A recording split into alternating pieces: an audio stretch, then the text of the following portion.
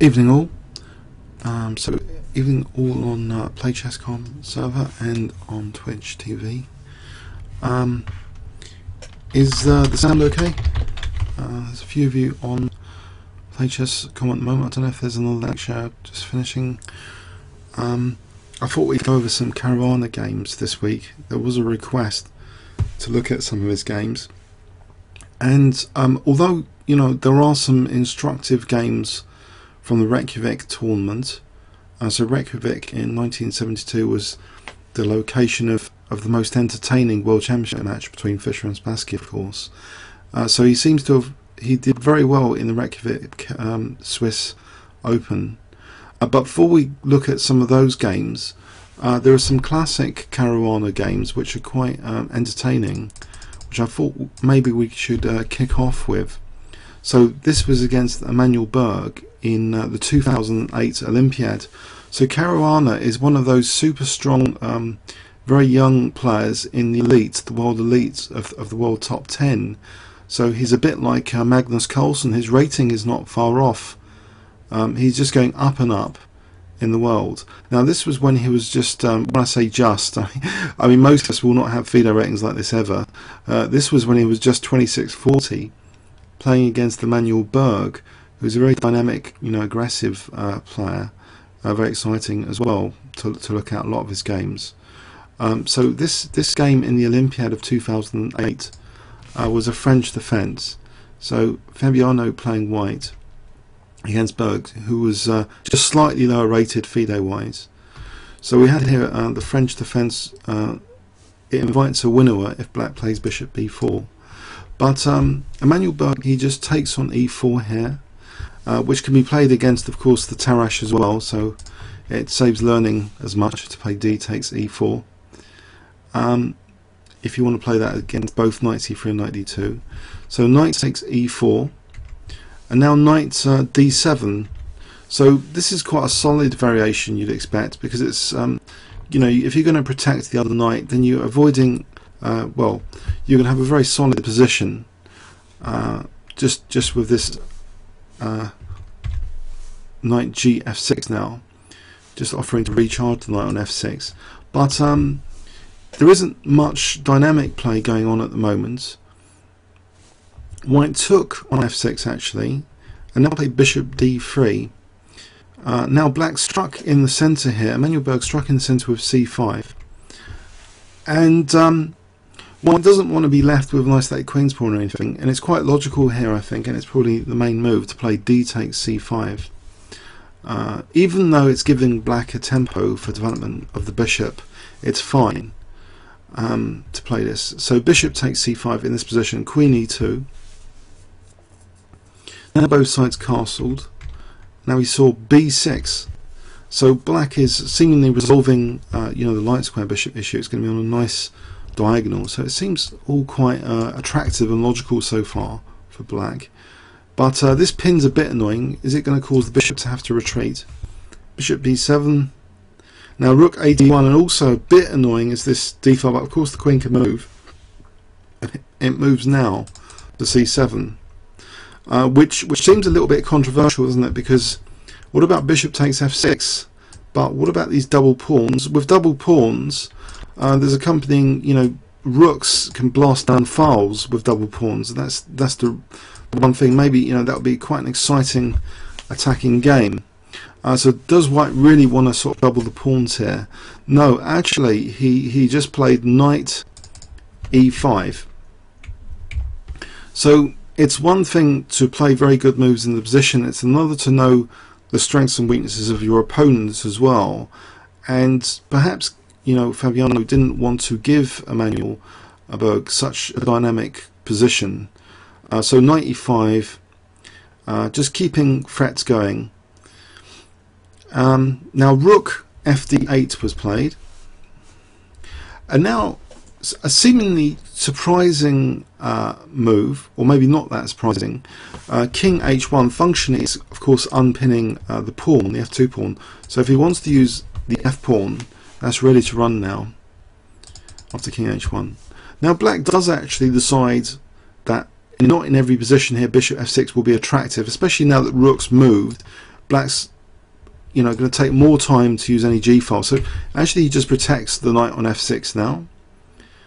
And now actually showing that Fabiano is prepared just to look at each position on its own merits. Maybe some of us would think, well, we've moved the rook here, so why would we want to move the rook again?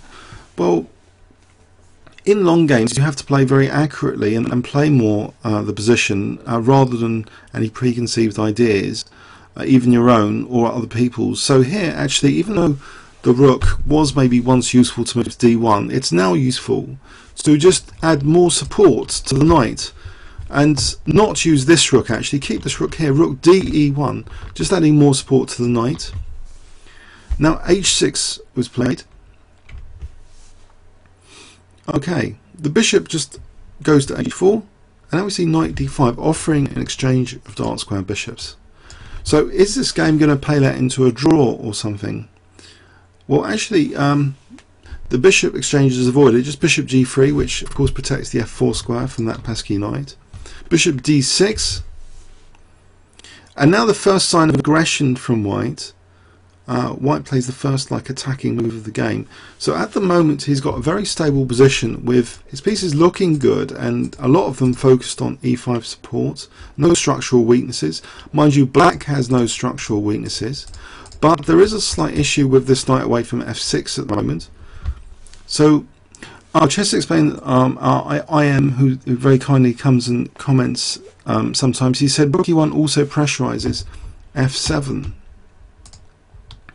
I guess it does, because if if the queen is not protecting f7, then knight takes f7 might be a tactical threat, with queen takes e6 to follow at some point. So there is sort of indirect pressure on that f7. So now, but queen e4 is the first attacking move of the game. The knight though can retreat to f6 to protect the h7 square, but now the queen h4. And now you see the point, that rook e1, that shift to e1 to add support to e5, overprotecting e5, is very useful as a basis for an attack. Knight d7 challenging the knight, and now the fireworks begin in this game. So white's leaning over the black king side with these pieces, clearly. But is this enough to go for black's king here? Okay, he does. I wonder if you can guess the next move that white plays. I've given some clues already. So 10 seconds starting from now. Can you guess white's next move here?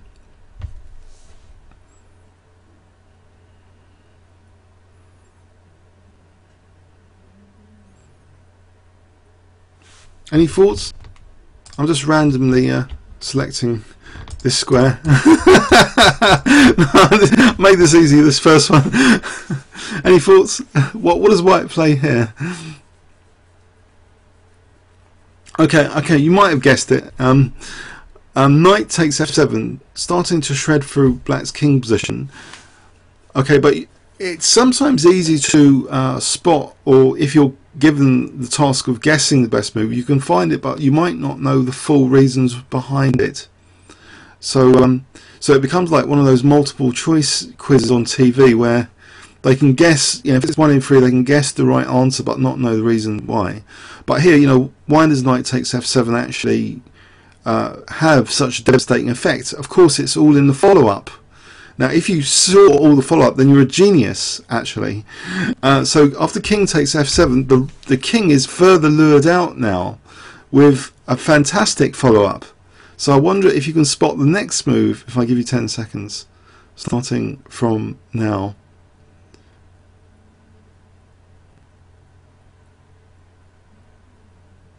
Anyone? Bit of a clue, luring the king out. How would you lure the king out? You want to suck the king down the board. How would you do that? Anyone? Bishop g6 is a try. It is a try, but it's not the move.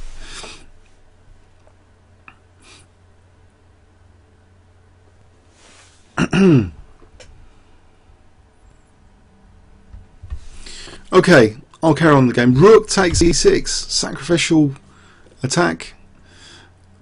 Okay, but it's not taken here. Black refuses to take that rook. He plays knight c5. And now a temporary exchange sack. Rook takes d6, creating a mighty pin there, which can be celebrated now with queen f4 check, creating a battery, and on d6, so the king has to add support now to the d6 rook. So king e7, but the king can be further chased now with rook e1 check. Now king d7, trying to keep hold of that d6 rook for dear life. But black's falling apart here. With the king wandering it like that, it's not particularly healthy looking. Bishop b5 check. After bishop c6, you know, this is a very clinical continuation. It gives a gist of Caruana that he can play very accurately, very aggressively this game. So it's a good prelude to looking at his grinds actually in this Reykjavik, that he can play all sorts of games actually. So now white plays queen f5 check. After knight e6, bishop takes d6, all pretty forcing moves now that the king's in the open. And now another forcing move just to finish off the game rather brutally. The final move, unfortunately, if you look at the pattern of black's pieces, they're all a bit of a diagonal, aren't they? There's a diagonal here, there's a diagonal here, and unfortunately there's a creature that works well on diagonals, the bishop here. So this final move celebrates that bishop. If I give you 10 seconds, can you spot the final move? Yeah. Okay, rook takes e6, and unfortunately this bishop is going to mow down all the black's pieces here. Black resigned here, but the continuation could be takes, then check, then taking here, and then just mowing down the rook as well, bishop up. So a bit of a crush, showing how aggressive this Fabiano, this superstar, who was 2640 at the time of 2008, but he shot up in the 2700 club. But this was quite a crush of Emmanuel Berg, who's been a long-established, very talented grandmaster. There was no back row mate in that position because of the rook e1 check. If you look at this rook takes e6 in the final position, there was no back row mate here because of rook e1 check. Yeah, just winning that queen. So let's go back in overview and summary. So d takes e4, so a bit of a solid continuation for black, but it actually, this wasn't that solid, was it?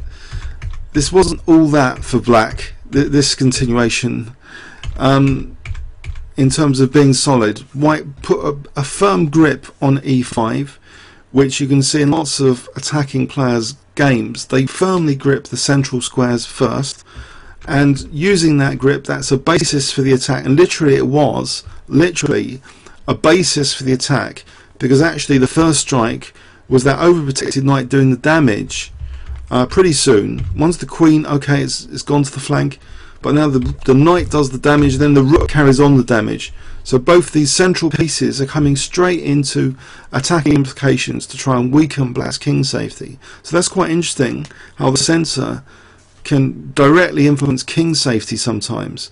But if you look at black's pieces, they're a bit away from the king slightly. So now this forcing sequences, it shows clinicality and ruthless calculation. So it's made to look easy, but this was a classic game pick. This doesn't happen every day with Caruana's games, a neat finish like this. I just wanted to start off the session on Caruana with a bit of a bang, and so this game I thought was quite neat. It's featured on ChessGames.com. So let's look at another neat game first, second, and then we'll go on to meat and potato games maybe after that. So I hope you enjoyed this one anyway.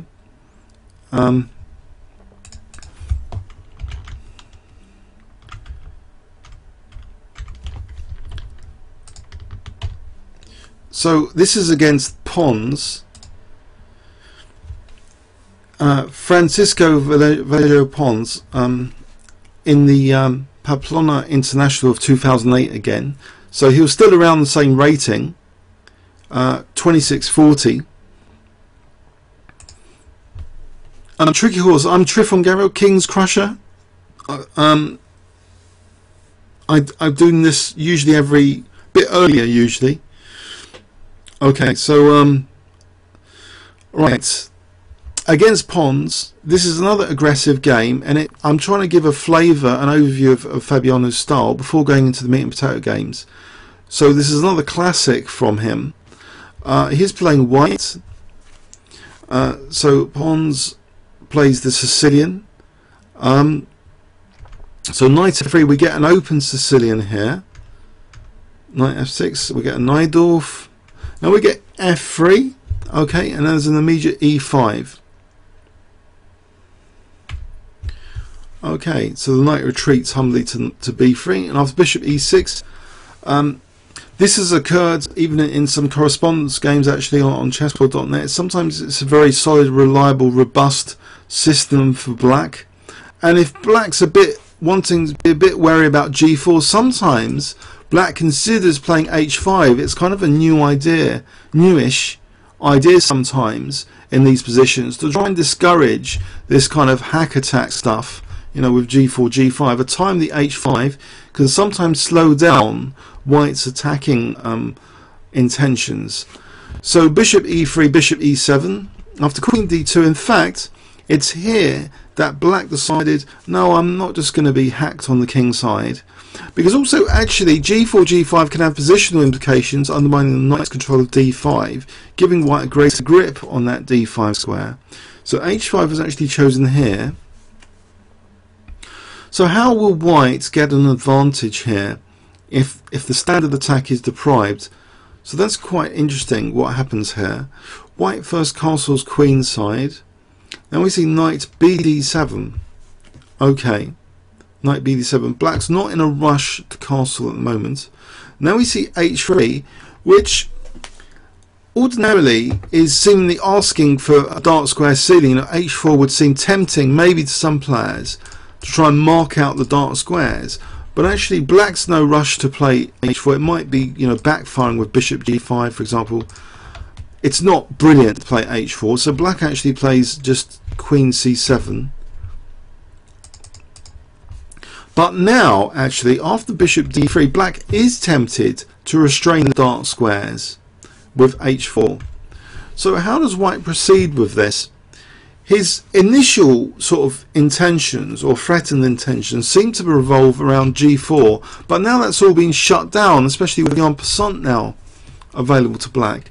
So white switches the plan slightly now to play f4 here.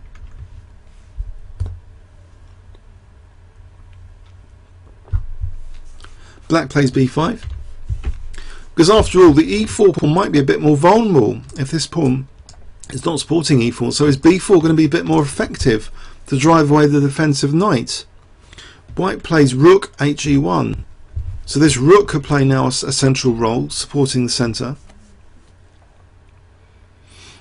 Alright, so this was the idea of h3, to maybe provoke h4 and to play f4.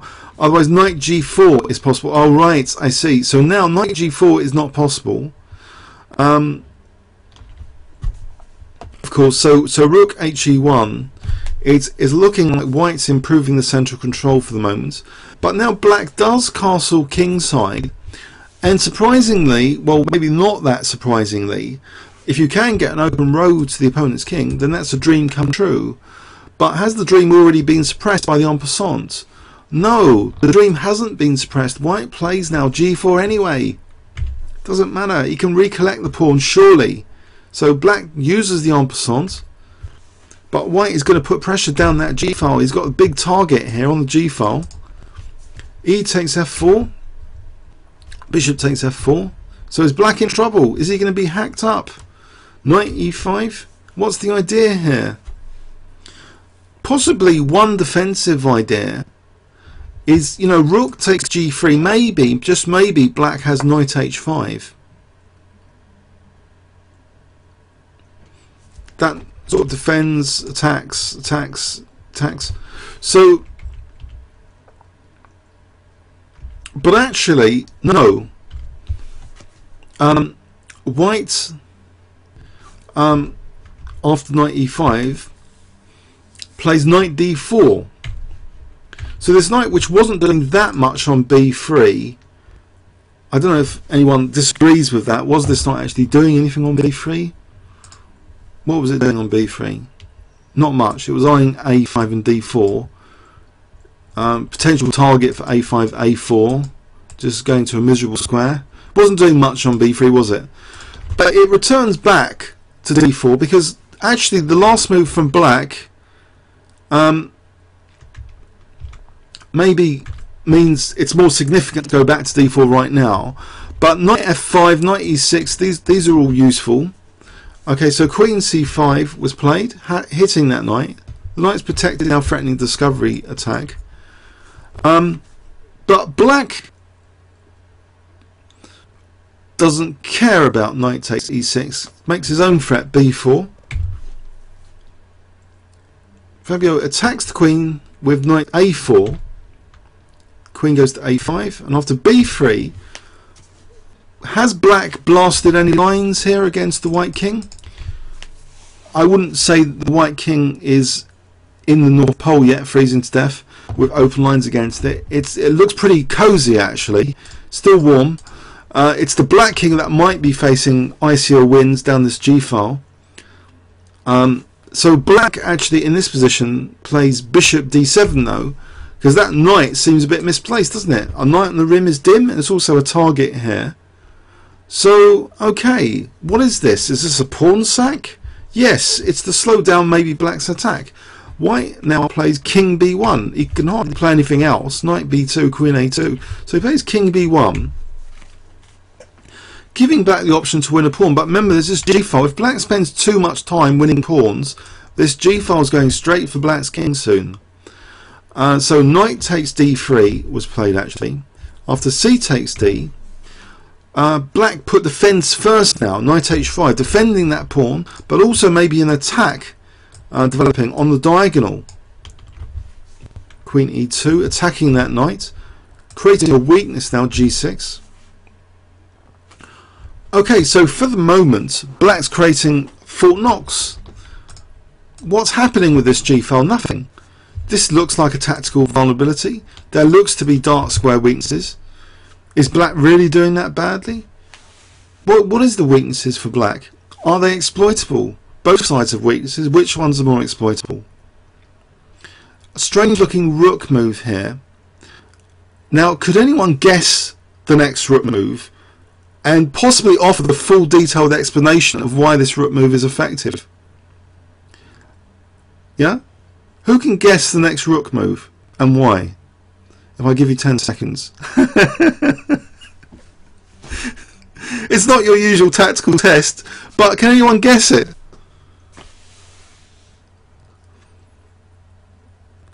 So rook move for white puts more pressure on black's king side, really. Okay, rook f1. Now, what is it supporting? What is it supporting? Right, Chess Explained our resident IM, he's got an idea with rook f1 that actually it might have some sort of sacrifice in mind, like rook f5, or perhaps knight f5 maybe? Isn't that the right idea? So rook f1 is a quiet move in the midst of, it seems, two disasters on two different sides of the board, that the g-file's being blocked, this a4's bad, and there's dark square weaknesses as well, but black's rooks are at bay at the moment, they're not really doing anything. So, can white speed up this attack? Well, black now exploits this misplaced knight. He takes the knight, he wins the pawn. Has he lost so much time with this?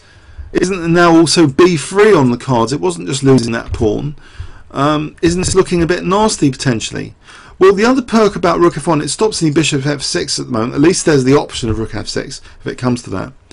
But for the moment, knight b3, blocking also b3 ideas. And also now bishop d4 is afforded by knight b3. That might be useful for the diagonal.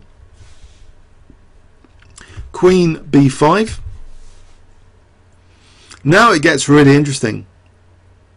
Queen b5.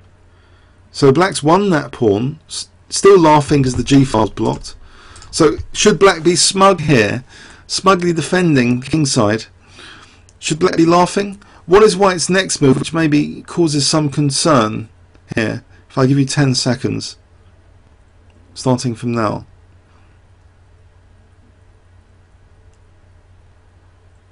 Possibly you could argue this is a slight weakness of the last move here. This queen b5 carries a slight weakness with it. 10 seconds. Some clues earlier. Okay. The queen can be a potential tempo gain here. Rook f5. So what's going on here? Rook f5. Well, one thing is the queen's also like pressurizing h5 here. So if it takes, you know, there might be queen h5, but it is taken. The funny thing is that, and you know, if queen h5, it's a bit of a disaster actually for white because of queen d3 check. Total disaster, probably, I assume. So actually, no. Instead of queen h5 immediately, in fact, knight d4, kicking the queen off that diagonal. Queen goes to e5. And now again, you know, isn't queen takes h5 desirable here? Possibly not, because of f takes, and the queen's hitting that and still protecting g3. So actually there's another attacking move here to get the queen off any sensitive points first before taking on h5. So this gets all pretty ingenious here. Knight c6. Get off my pawns. You know, the black queen is being told to get off the pawns, and you know the bishop's now attacked as well as the knight. So this g-file, is it finally going to see the light of day? Well, actually, black now plays knight f4, attacking white's queen. Now we're into sort of docking computer territory, forcing moves. Okay, bishop takes f4, forcing queen f4. Knight takes e7 check. The king has to move somewhere. Moves to h7. And now knight takes f5. An exchange sacrifice situation has emerged. But knights on f5 are usually very, very dangerous, especially if they can't be challenged or uprooted. And here, it does seem exceptionally dangerous because the queen's got access to h5 here. King g6. The king is trying to defend itself. But now we see knight e7 check. Okay, repetition, a little repetition. And now Caruana decides to proceed with rook f1. Queen moves to g5. And now h4. Okay, h4. Now, black's in trouble, isn't he? Because if queen h5, you can imagine the king's the only defender of the queen. So maybe check, maybe rook f6. That's the end of the queen next when the king moves. Queen's dropping. So actually, in this position, after h4, it's quite tricky. So black decided to play queen f6, but now this gives affords rather queen g4 check. Check. Check. And actually, black resigned here. He's losing his queen, actually, if nothing else. That's pretty nasty stuff. So a bit of a classic there from 2008. Very attacking game. Very kind of dynamic. And heading to this exchange sacrifice situation, will the exchange down, but with a crushing attack. If we're looking at overview and summary now at this game. So it seems, even though black's playing this very popular plan that has emerged in this variation of suppressing g4, this is Fabiano, again, just to write, Fabiano Caruana, who's 2640 at the time, playing against Francisco Vallegjo-Pons. And white switched plan to head for playing f4 here after g4 was suppressed. Didn't mind an offside knight on a4 pretty soon. Even losing a pawn. You know, black's wasting a bit of time. Black tries to stop the g-file disasters from occurring, but we have this ingenious idea of rook f5 being played. which ends up showing this knight as a hero later on f5, remarkably. In this forcing kind of situation, the knight is making a journey to f5 from b3. Did you see that? Stuff is magical, isn't it, in this game? And now the queen attacks, black just collapses, losing his queen in the final position. So okay, we've got a flavour, actually, a biased flavour, because these are classic games of Fabiano as a very attacking player. But now let's look at some meat and potato games. How he won actually the Reykjavik Open. So a few games from there. Okay, so Reykjavik Open time. Although I am tempted to look at another brilliant game first. Actually, what would you guys prefer? Just one more brilliant game, or should we just get on to meat and potato games, which are much harder to cover? So I have got a third classic Caruana game, or should we look at a Reykjavik game? What would be your choice at this point? What do you reckon? A game which involves a peace sacrifice, or a meat and potato game? Anyone biased, or you just want to see an instructive game, don't you? Yeah.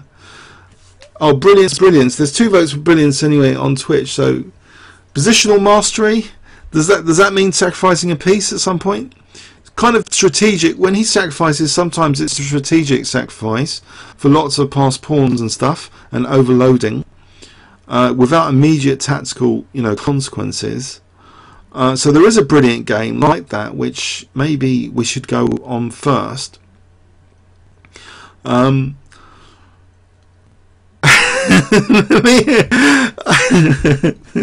It's been a long day, actually. So actually, I think to stay awake, I'm gonna choose another brilliant game, and then we can look at a game to the Reykjavik Open with the Swiss tournament. Yeah. So okay, yeah. So I've got this game I chose from earlier against Giri, who's another upcoming junior. So Giri is another player that actually beat Coulson recently, and now this is more recent actually.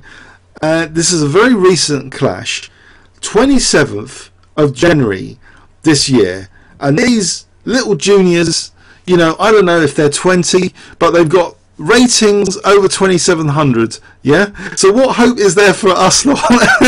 Fabiano was now 2736 in January this year. How old is he? He's about 20, isn't he?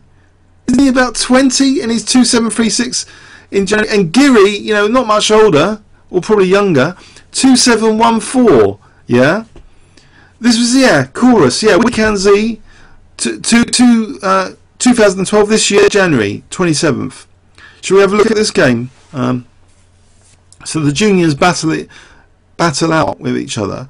These guys are potential threats, aren't they, to Coulson?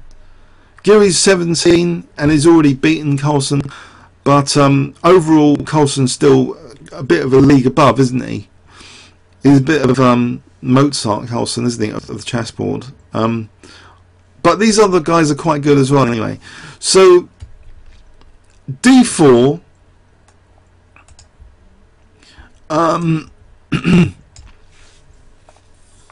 from Fabiano, right? d5. I think I've got something stuck in my throat. Sorry. d5.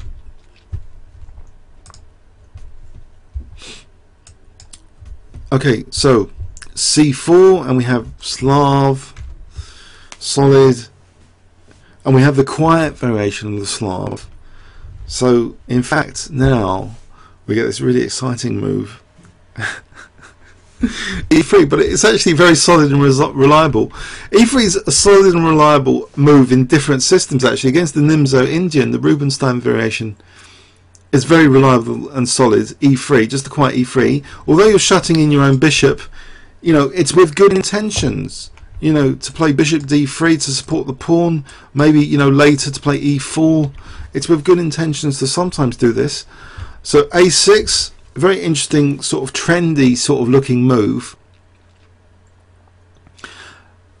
You might used to have think, well, why does black go out of his way to stick all the pawns on light squares and weaken all these dark squares at the same time? Why would black voluntarily want to do this? It's difficult to exploit usually. That's probably why it's done. And it also supports b5. So actually after knight c3 there's an immediate b5.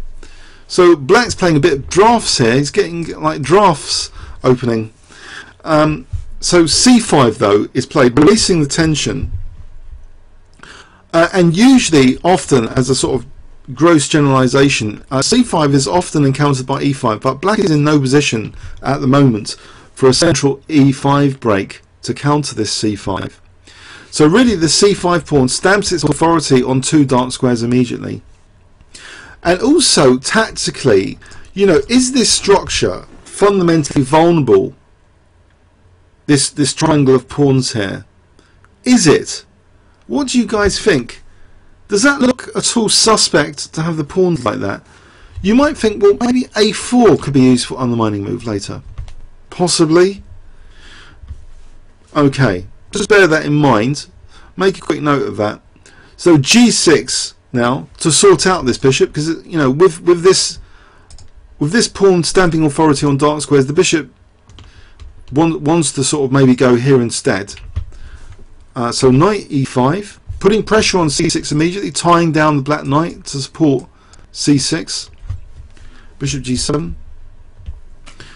And now white's returning the compliments of black's play by also playing a bit of drafts, by putting all these pawns on a sort of draft-like formation. Okay, now black plays a5. So what's the idea? Is it like b4, bishop a6? You know, maybe wanting to challenge this bishop on the diagonal. Bishop e2 is played, and now queen c7.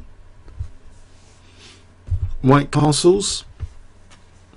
And, you know, with this bishop on e2, theoretically, if black castled, you might think, well, actually, can white aim to do something aggressive like g4? Is that out of the question? Is it crazy to play g4, g5? I don't know. What do you guys think? Would actually be undesirable for black, this position? Because actually, the reason I'm asking that is actually because black played h5, and I suspect one of the motives might have been to discourage g4. So Fabiano, like it in another game, he doesn't mind playing h3, weakening a bit his dark squares, and maybe encouraging black at some point to play h4. He doesn't mind that here. Okay, so bishop f5. So black is sitting on the light squares with the pawns on dark squares. White is sitting on these like dark squares, binding them. So they're binding opposite colour complexes here. Is there any actual exploitable weaknesses on both sides? Do both sides look incredibly solid here? Is there any weaknesses in black's position at all? Does anyone think there's any weakness at all in black's position which could be exploitable? Because actually, if you go for this structure with a4, maybe black just reacts with b4. What have you got? What have you got? What has white got there?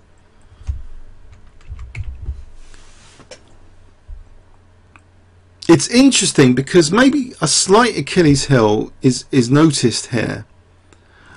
You see, if you wait for black to play b4, say you play any waiting move. Well, actually, in the game, bishop d2 is played. But say black does play b4, then clearly, you know, the pawn could still play a3 and ab at some point. It's not committed to playing, you know, on a4. So, okay, so actually, in fact, the move bishop d2 was played. No, black's not in any hurry to commit pawns or anything, but the bishop is slightly pointing at a5 here. Is that an issue or not? Knight bd7. Now bishop f3. Okay. And now, again, with bishop f3 covering e4, is g4 becoming desirable at some point? maybe like the previous game we saw, you know, black doesn't want white to play g4. Black clamps down on that with the en passant idea mechanism. Discourage g4 from white. Okay. Now we have a nasty move actually from the queen. It's nasty because it's not only eyeing that h4 pawn, so black can't naturally castle without losing h4, but it also has got a battery, an actual battery on a5. And actually there was an Aronian game early in the year where Aronian crushed someone eventually with the move queen e1 with a similar sort of attack on a queenside pawn. These little things can be the start of major disasters. These little, you know, weaknesses can be picked on, nitpicked. Some sort of high level kind of nitpicking is going on here. So this a5 is actually a bit weak here. Black decides to play knight e4, not really caring or respecting the strength of this battery. What can it be possibly used for at all in this position? But we're about to be shocked. Knight takes e4, d takes e4, fine, bishop retreats. Nothing much is going on here, surely. And now actually this knight looks aggressive, doesn't it? Why not evict that, you know, kick it back to g4? Surely it will just go back to e4. g4, if we just kick it with f6, surely the knight has to go back or exchange. Funny enough,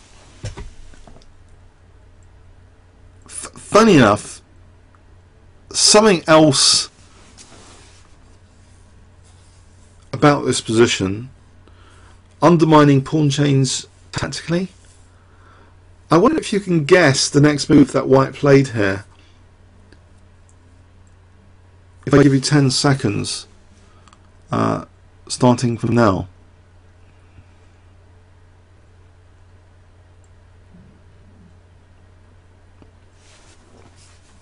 Anyone?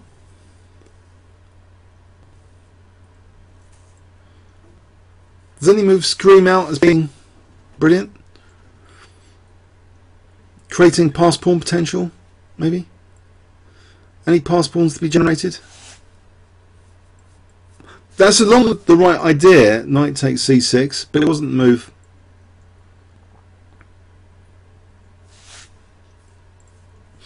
There was another move played. You were on the right track.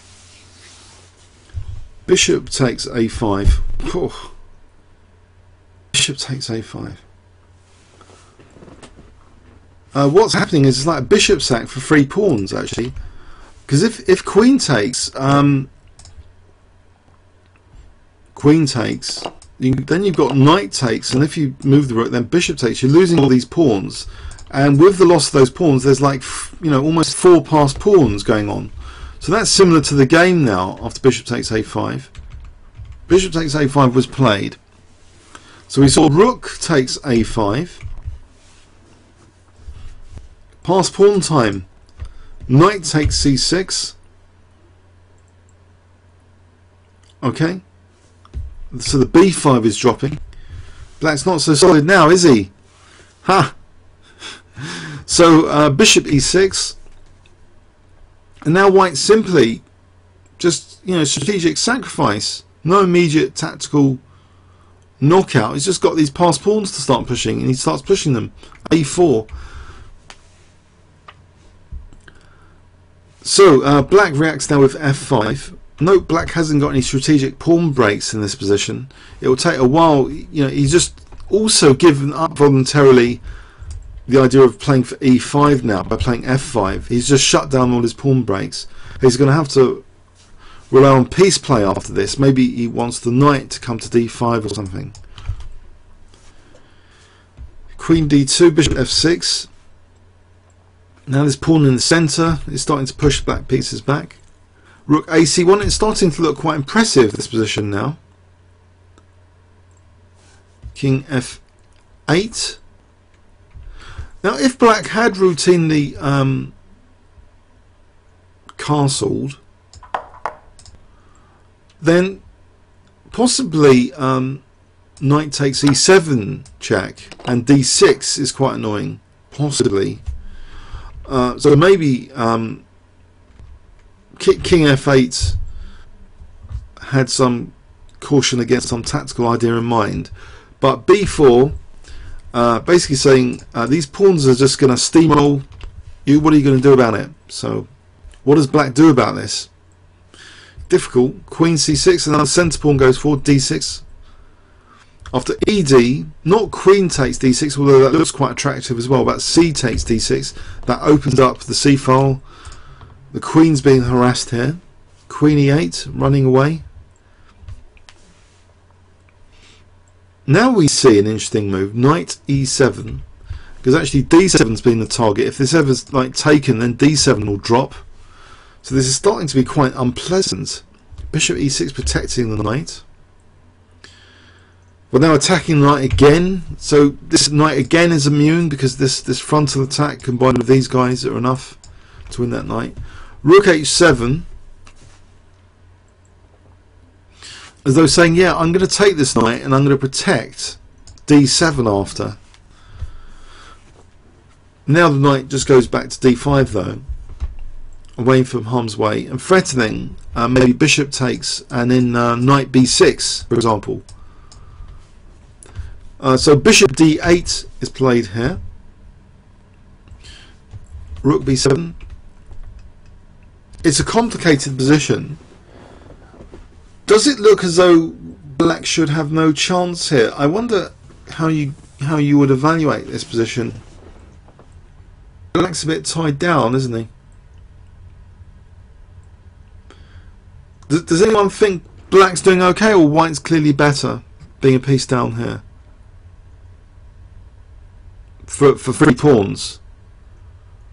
What is the evaluation here for most of you? Would you say white's better? If I give you 10 seconds just for an evaluation.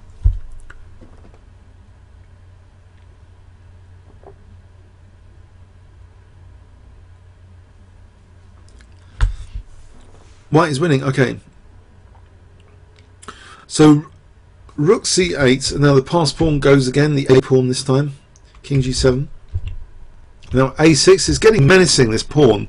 It's getting a bit annoying, the same story that it's going to queen all the time.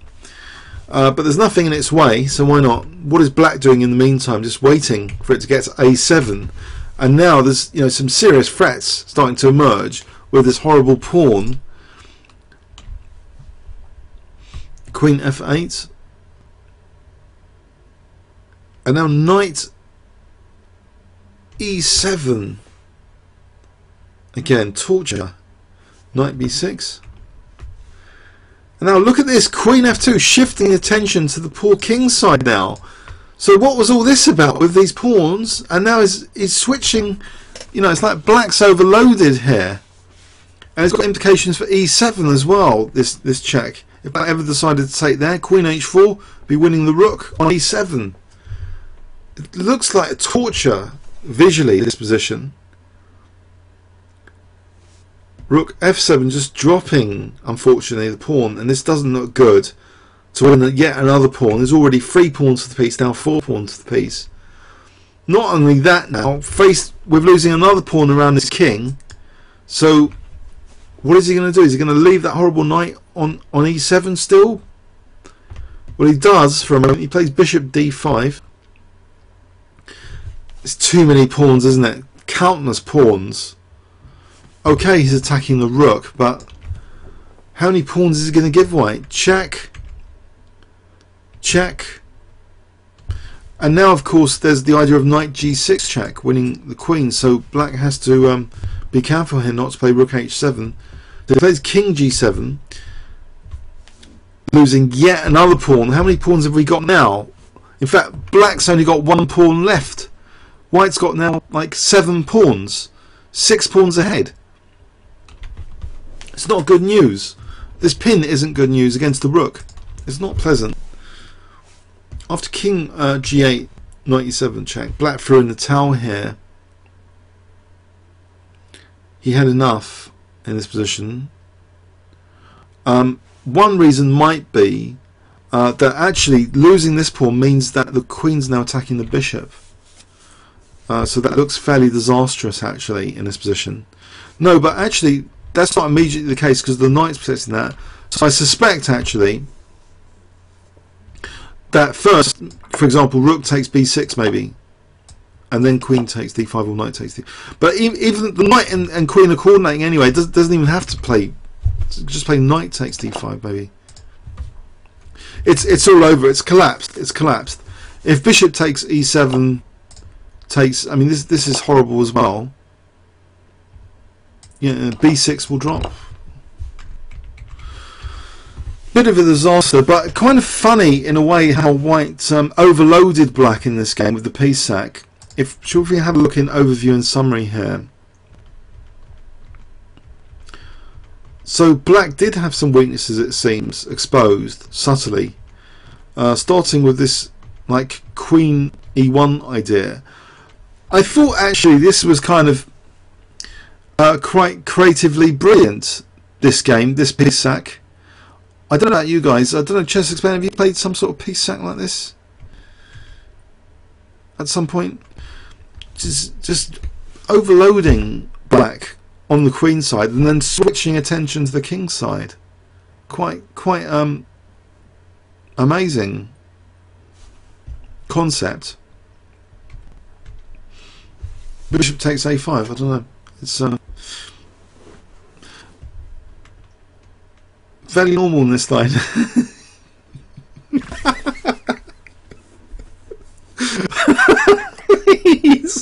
It can't be fairly normal because he's got such a high rating.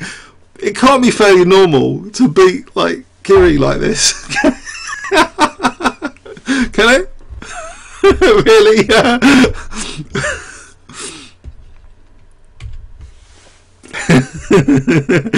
But yeah, okay, so it's a lot of pawns for the piece.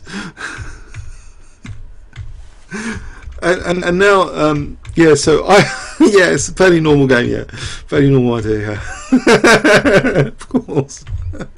So yeah, the pawn went to a7, and all these pawns dropped off. Yeah, they all dropped off, and that was it. Yeah, so that was cool. c5 intends a sack on b5 later. Yeah, okay, that's something to bear in mind.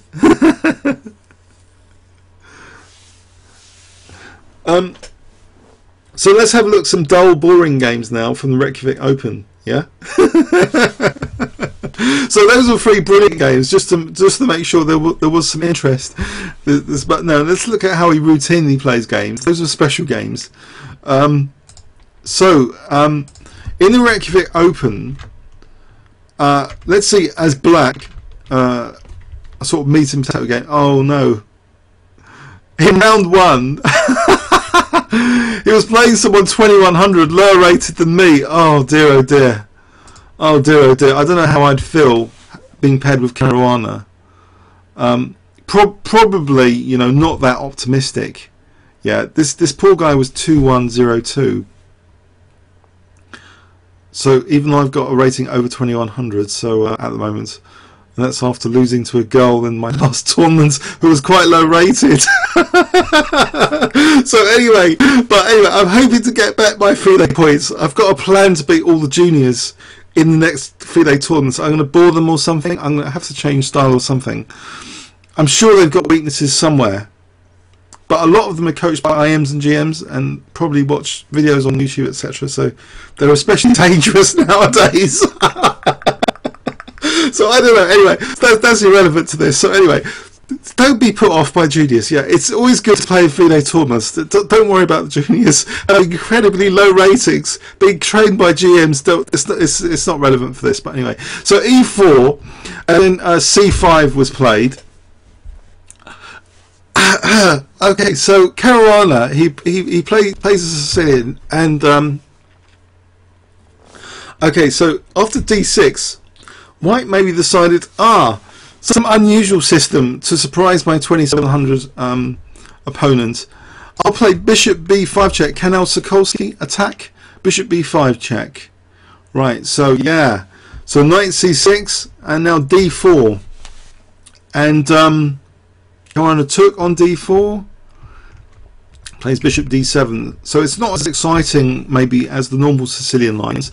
Probably White wants that. He probably realises he's out of his depth in this game tactically and positionally, and probably in about 15 other aspects of chess. But But this is probably quite a good choice as an opening. I mean, if he's going to lose, you know, it's interesting, because this kind of echoes Ivanchuk's game against Kasparov, when Ivanchuk gave up both bishops and crushed Kasparov spectacularly. So maybe, you know, maybe he was thinking, you know, of simulating that or something. So bishop g7, and he gives up one bishop now. Bishop takes c6. So rook e1, and now after h6, actually he doesn't give up the other bishop, he retains that with bishop h4. And okay, so Caruana's got to prove that the bishops can sort of be useful here, and the semi-open b file, is that going to be a useful trump card? What are White's, you know, trump cards here? Has White sort of created an environment where, you know, f4 and e5 is going to be useful in the future? Or in fact e5 immediately, like he does now. He plays no, sorry, Black plays e5 now, so maybe, you know, maybe that was a threat, e5 for White. So it's clamped down on. Black plays e5 now, and here, yes, White pounces on Black, giving up the other bishop. So bishop takes f6. So is this going to be like Ivanchuk versus Kasparov now? Are the knights going to triumph over the bishops? You know, in that game it was very interesting, because the bishops are kind of literally squashed by Ivanchuk, but in this game, are the bishops going to be squashed? Well, after bishop e6, let's see. So queen c7, bit of pressure on d6. Now queen a6, tying Black down maybe. Pressure wise for the moment. Black castles, and now rook d3, going to put more frontal pressure on this pawn. Maybe knight c5 later will be useful, or knight a5.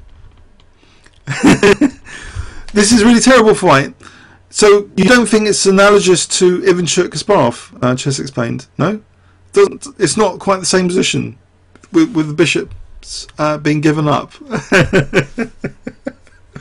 It's different, yeah. So okay, rook b8. Okay, after rook ed1, now bishop e7. Okay, the bishops can look after the center. So the interesting thing here, does anyone here, or is it just me? Okay, I could be the only one, okay, out of everyone, to think that, you know, maybe it's King's Indian bias, that does Black at any point here, right?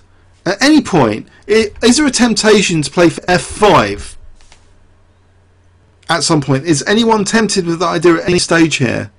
Just let me know if you are. Well, I could be the only one. Maybe it's a King's Indian bias, but actually f5 is not really going to do anything in this position, is it?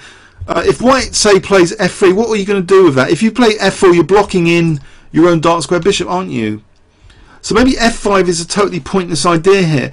What I found sort of interesting when playing through this game quickly is Black just relies on piece pressure, and he's also got, of course, that b file. So you can see piece pressure from Black mainly, and weakness creation,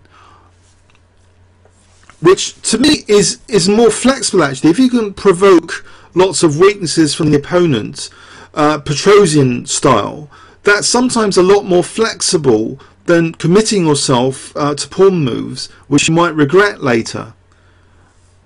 So this kind of flexible style is demonstrated, I think, a bit in this game. After rook 3d2, rook fd8, releasing the bishop from duty soon now because it's protecting d6. And now the bishop jumps into action, bishop g5. Right, so starting to hit the pieces with pieces. Taking the rooks off, coordinating on the d file. Now bishop g4, another attack, provoking weaknesses, Petrosian-ish, provoking weaknesses. And then the bishop just drops right back. He's going to sort of poke into White this way now. So these bishops are poking now into the White position.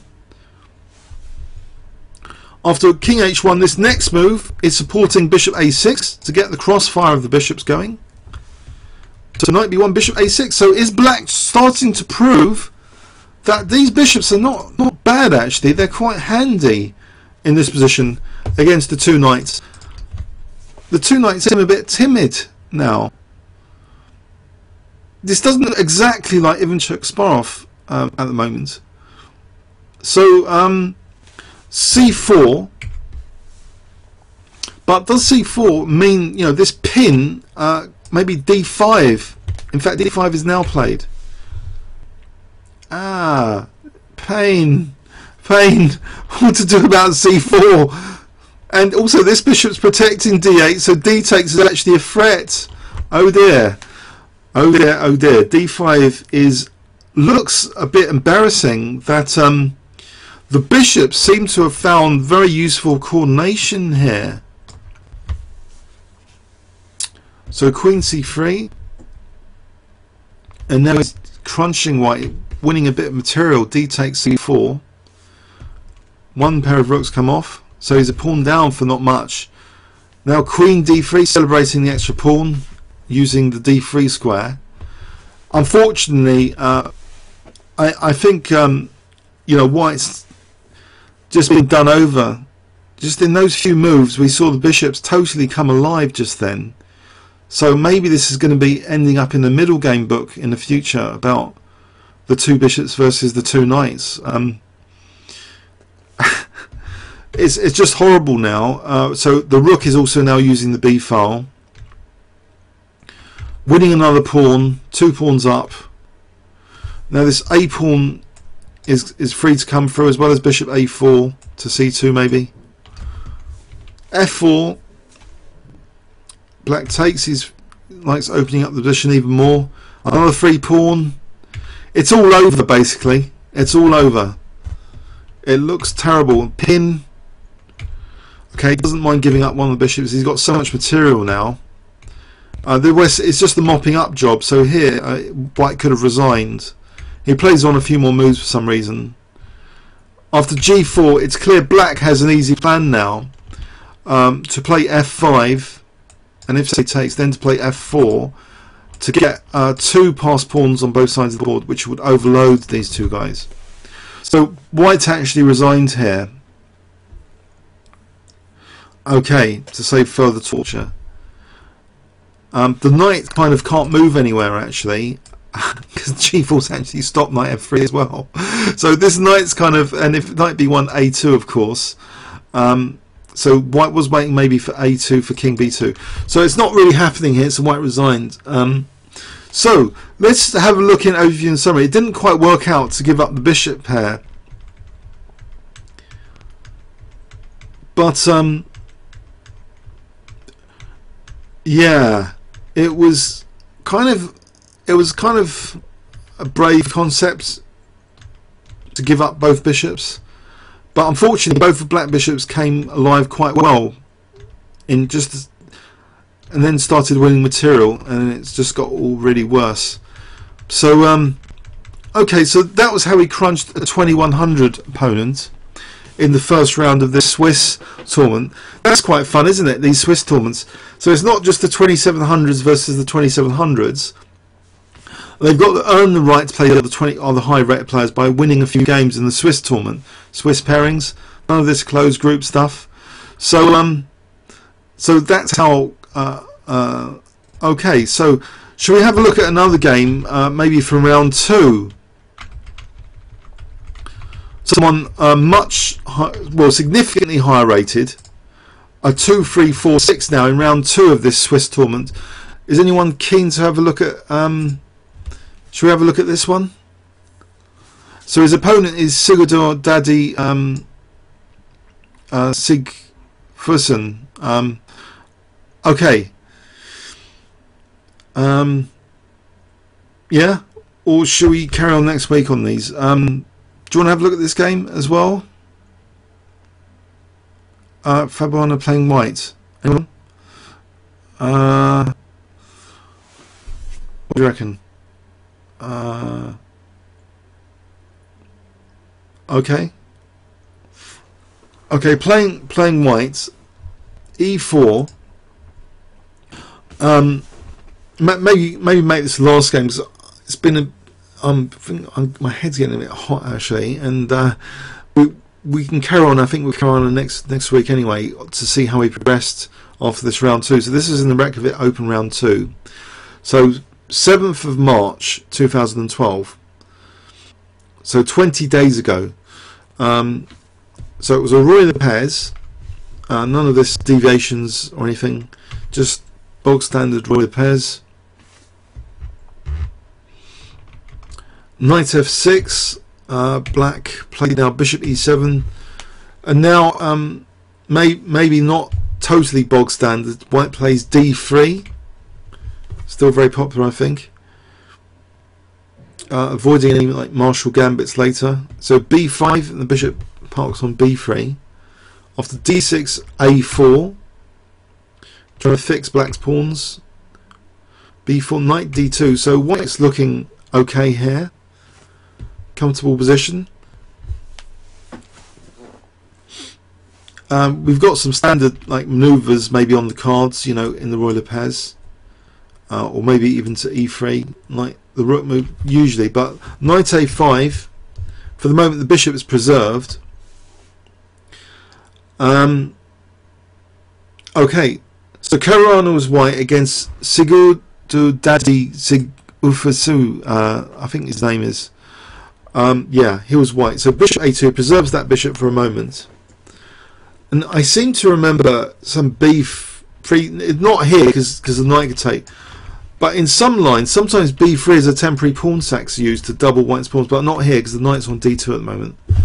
Black just plays bishop e6, and so black's about 2360, so significantly higher rated than his first round opponent. And bishop e6 is quite dynamic, really. It's offering double pawns to potentially later maybe get some f-file pressure. And Caruana's up to the challenge. Actually, he does take on e6. You know, saying maybe come and get me on the f5 if you think it's, you know, that significant. But also it is strengthening like the centre, and you know, maybe that's useful as well. c3. Okay, so black took, white took. Now black castled.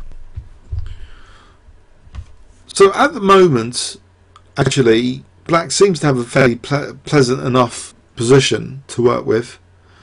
Does anyone disagree? I think black's position looked fairly pleasant. Some game annotators, they'll pick the much higher rated opponent and the result of the game, and at every stage during the game, the person that lost was clearly worse, because it's dead easy to say that, isn't it? But actually, let's be objective. Black looks okay, doesn't he? He's got some dynamism on the f-file, isn't it? Okay, the knight's strange on a5. Is that a cause to lose the game here?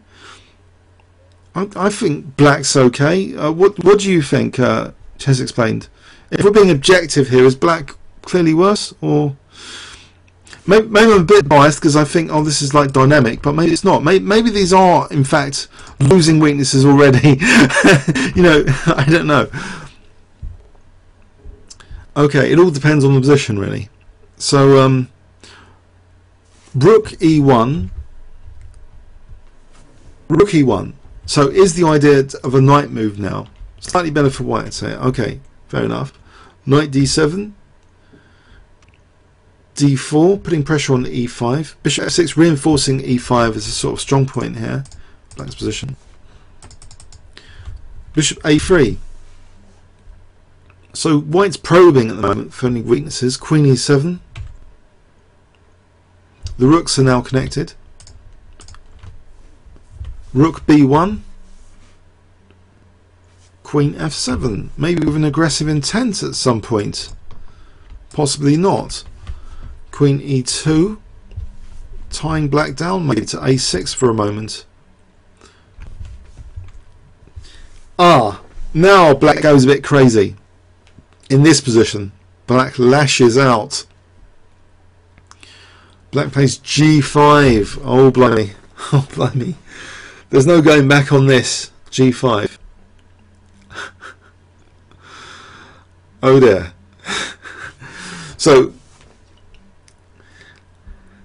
a Petrosian style player is going to be licking their lips, thinking, okay, come and get me. You're going to create loads of weaknesses behind you. I'm just going to merge you on the light squares or something. Okay, so h3 immediately puts a break to any evil intentions for black. King h8. Well, actually, what about this g file? The argument's made, you know, g4 might be a useful break. Go for it. And actually, historically, do you remember Korchnoi in the Gibraltar tournament? I think it was last year. Actually beat Caruana with aggressive pawn moves like g5 in their encounter. I think that was in the King's Pawn game.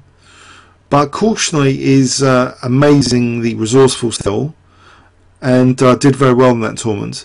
I think it was Caruana that was the victim, and it was g5 at some point from black. Different position, but still, you can sometimes play aggressively and win like this. So knight f1, queen g6, d5. d5 is a bit evil, actually, because maybe, you know, intuitively some players might think, why would you want to undouble black's doubled pawns? And the usual sort of answer to that is actually you're exchanging that weakness for another which might be more exploitable. So here, you know, for example, ed, you get access to the e4 square. That might be useful for knight g3, etc. Okay, so in fact ed was played and we get ed, so white has now got e4 to play with, and maybe a total lockdown on the light squares soon, maybe even, you know, g4, knight g3, although doubt it. He's never going to play a g pawn forward. No, it's going to be with piece play, because when you're at that sort of rating level, actually you don't want to play any pawn moves, because that creates controversy in your games. And if you're playing really resourceful opponents, they're going to just pounce on any weaknesses you create. And, you know, people aren't computers, and it's best not to move any pawns. But although some grandmasters like Nakamura, you know, Morozevich, they do move a lot of pawns. But generally, most GMs that have stable ratings, I think, don't move that many pawns aggressively. But there's no need here. White can just sort of get a light square grip using pieces. So bishop d8. Note also the pawn is also fixing, you know, black's pawns. They're all being fixed here. You know, there's en passant mechanisms going on. This knight's still bad. So actually knight e3. And okay, these light squares can be eyed. Maybe knight c4 to exchange off that one, which will swap that advantage for some sort of frontal attack pressure advantage instead. So rook f4 actually prevents knight c4. Okay, but now c4. So what is white up to here with c4? Is this mysterious? No, it might not be, because actually c5 might be on the cards now, just undermining, as though it's a King's Indian style undermining attack of d6. Because if you can undermine d6, the whole chain's going to fall apart from e5, leading to black's king and other sorts of nasty stuff. But there is still a loose piece here in the position, which black must be uneasy with. Knight b6 is played, but are these loose pawns? Is the knight actually justified here, you know, in conjunction with the rook? Actually, white plays c5 now, getting rid of that c4 pawn. Knight takes a4. So what is this pawn sack? Now finally the loose piece is attacked. Queen d2. Where is that knight going? Goes to c4. White takes on c4, allowing rook takes c4. So a pawn sacrifice. What has it gained? I think it gains a queenside attack actually. Now these rooks come off. If the rook moved back, it would be kind of horrendous. You know, c takes d. It looks just horrendous here, and probably, you know, absolutely losing. So the rook's coming off, gives black the move here, and he plays e4. Okay. Now, unfortunately with e4, white can play c takes, because now there's a threat of d takes and c8. So black plays c takes d. Now the knight does move. Bishop a5. So black's still in the game, or is he? a nifty move here, attacking the knight, queen c4, relying on this diagonal now actually. If bishop takes d2, queen d4 check would be handy. The king moves off that diagonal. So just basically saying that if you want to take that, I'll take that. That's fair, and I'll have e3 after, maybe. Unless there's rook e4, of course. And actually, that is the big question. That really is that sounds because of e4 dropping off. It's tested here. Takes. Why not just rook takes e4? Yeah, just grab the centre pawn. So we're back to being equal on pawns here, 4 pawns each. Immediate problems though. Rook e6 maybe. d6 is weak. There's coordination on e8 as well. The rook's kind of tied down to a6. This bishop's got that target. This bishop hasn't got any target. Pawns are on the light square. White stands better here after all that for the moment. Or is black able to withstand this? He starts with protecting d6. Bishop's kicked. Seems to be to an okay square. Bishop e5. Now Caruana switches attention to the king side. Okay, so this next move unsubtly threatens something. I wonder if you can spot the threat of this next move. Bishop c1. So spot the threat here. So bishop c1. I'll draw you some clues here. Does anyone spot the threat? So the threat could be bishop takes g5, because if queen takes, then there's rook g4, but black spots that and plays king h8. So bishop e3 now. So the point of the rerouting to e3, it's more flexible on e3. You can play bishop d4 if you want to sort of uproot this bishop on e5 now. Queen f7, attacking c4. That's spotted by white.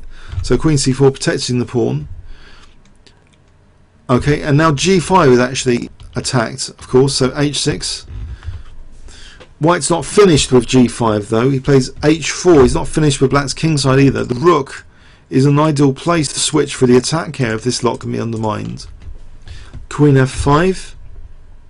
And unfortunately, black's crumbling now a little bit, or a lot, you could argue, because after hg, white plays now bishop takes g5 anyway, because with forcing moves after takes, you know, he's got check and he's got rook g4 skewing the queen to the king. So black can't take that, so he's just lost the pawn. Oh dear, it's the beginning of the end. Or maybe it was already pretty loose from before when black had played g5. So it's another one of those games where Petrosian has proved right. You shouldn't create any weaknesses because the opponent's going to get you, if not immediately, just later on at some point. So rook c8, queen e2. Okay. So it's a horrible position because the king safety is being shot to pieces as well as being pawned down. But you know, you might have some hope, you know, because you've got some piece activity. So rook c7, but f4 driving away that beautiful bishop on e5. Rook c3. Okay, bit of a cheapo trap now is resorted to. Rook g3 and then something like queen h3, and if thingy then like horrible. No, white has to protect g3 here surely. King g2. He can be patient as this bishop is asked to move again. Bishop goes back. Check. Queen b2, nasty pin. Oh dear. Oh dear. These pins are getting a bit horrible. So black has to get the queens off here. So we're going into just that pin on f8. And if white wanted to, white could get the bishops off with bishop h6, you know, to get that bishop, but actually he didn't do that. He played in this position rook a8, because actually this bishop's sort of better than this bishop, isn't it? Rook a8, and you know, get the rook to the 7th rank and stuff. It's a bit miserable for black. Rook a2 is played, and now king e4. with spelling out that actually, you know, king f5 is going to be nasty, and then there'll be stuff like bishop f6 and rook a7, and this king can then maybe infiltrate to g6 or e6, and it's just going to be too much. Black resigned here actually. So that was what I call a meat and potatoes game, which probably you'll never see in any game collection because it's too dull, but it was an instructive grind. You know, just eventually, you know, Black wanted to try and maybe inject some dynamism into the position with his idea of bishop e6, and then later more radically g5, showing, you know, he can play very aggressively, but you know, sometimes eventually this sometimes can backfire, this kind of strategy, against someone who's prepared to sacrifice a pawn, etc., to sort of expose the black weaknesses, and they are being exposed here. Then Black's king side just collapses kind of naturally without too much resistance, as this game demonstrates now. That you know, with having to nanny this a6 pawn as well, the rook's out. You know, it's not a very pleasant position. This combined, you know, queen side and king side attack is highly unpleasant to deal with.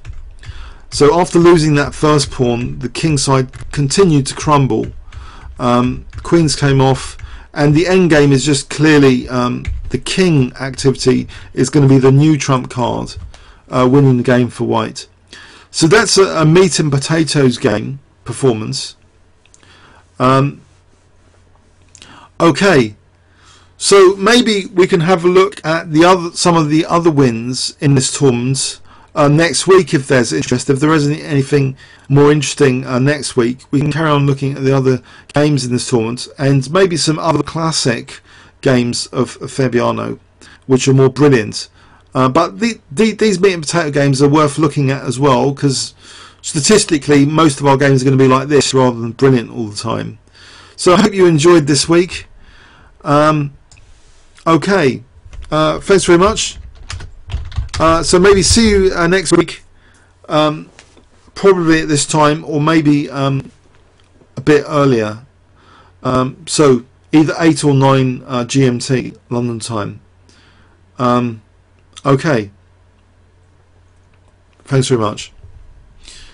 If there's any questions, okay, thanks very much.